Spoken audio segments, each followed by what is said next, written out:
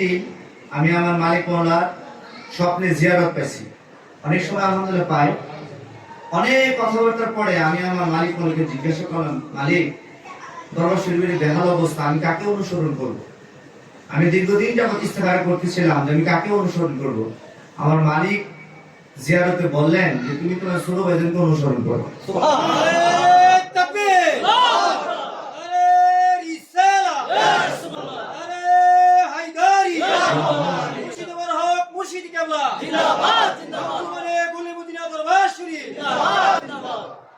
এই কথা আমার মালিক মওলা আমাকে বলছে।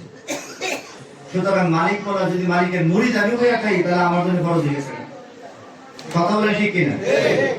সেই হিসাবে আমি তিনও শাহজাদেকে আমি ভালোবাসি। তবে যেহেতু মালিক মওলা বলছেন যে তুমি তোমার ছোট ভাইজানের অনুসরণ করো, আমি আপনাদেরকে সাক্ষী রেখে আজকে থেকে ওয়াদা করছি আমি আমার ছোট শাহজাদেকে অনুসরণ করব। আপনারা আমার জন্য দোয়া করবেন, আমি যেন মালিক মওলার পবিত্র কদমে থাকতে পারি, ছোট ভাইজানের অনুসরণ করে আমি যেন বাকি জিন্দেগি আমি যেন কাটাতে পারি।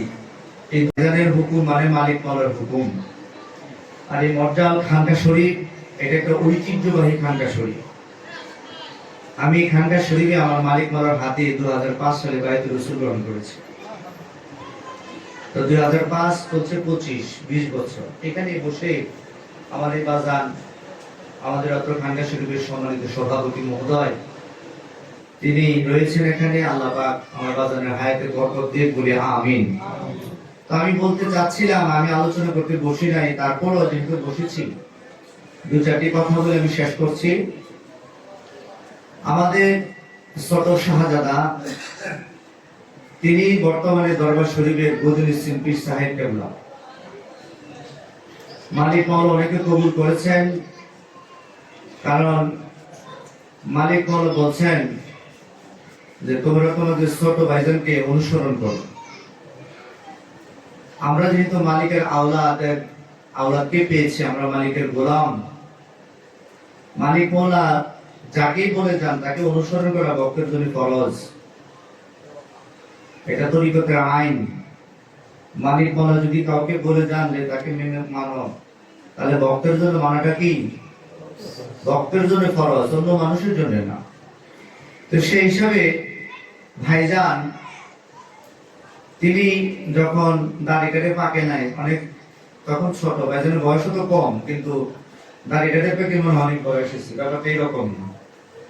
তো ভাইজান ওনার ব্যাপারে মালিক মওলার অনেক কওল, অনেক উক্তি, অনেক বর্ণনা রয়েছে।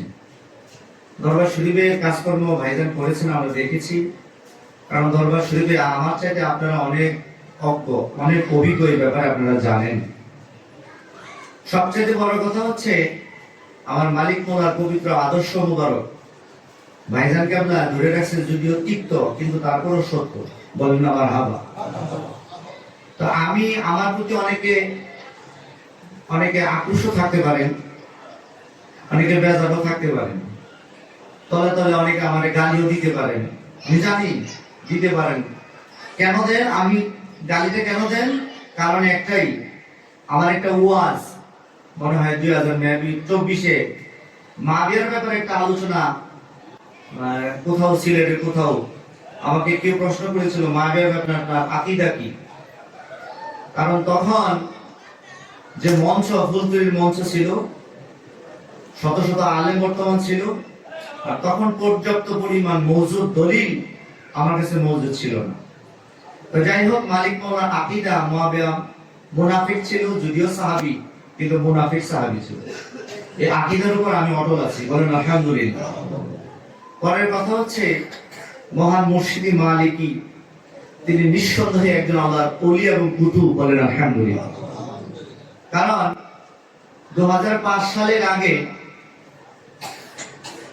এই খানকা শরীফে যখন আমি আসি, তখন মাওলানা আবুল হোসেন কাদরি, যিনি আমি যাকে বাবা বলে ডাকি, আমার আব্বা হুজুর ছিলেন জনাব মরহুম মাইনুদ্দিন। আমার বড় ভাই এখানে আসাদ ভাই আছেন।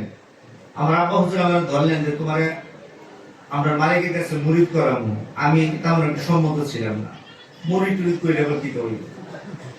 তো দরজার মধ্যে এসে দাঁড়াইছি, প্রচুর মানুষ। আমি এই কর্নারে দাঁড়ায় রয়েছি, আমার মালিক ওনার কারামত বয়ান করছি আমি।